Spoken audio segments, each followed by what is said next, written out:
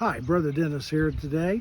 And I don't know about you, but when I was given one of my first Bibles, my mom wrote a verse in there, and I have used this verse quite often.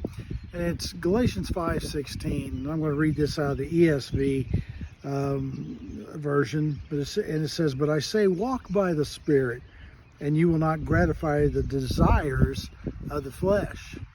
Now, this verse can be used alone, and it is true, but it's really in response to a previous verse, the previous verses right before, where it says in verse 13, "For you are called to freedom, brothers.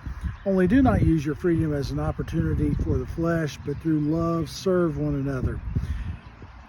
What we find is when we walk in the Spirit, or later on in verse 18, it'll say that we live by the Spirit. But when we fill our lives with the Holy Spirit, there is no room for sin. And that is our goal as a Christian, to live our lives free of sin. Now, are we going to attain that? No, we're going to sin.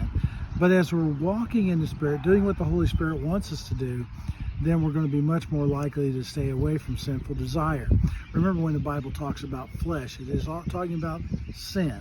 So, and it's always at a war. The Holy Spirit and our flesh is always at war with each other, and really it's who we allow to win.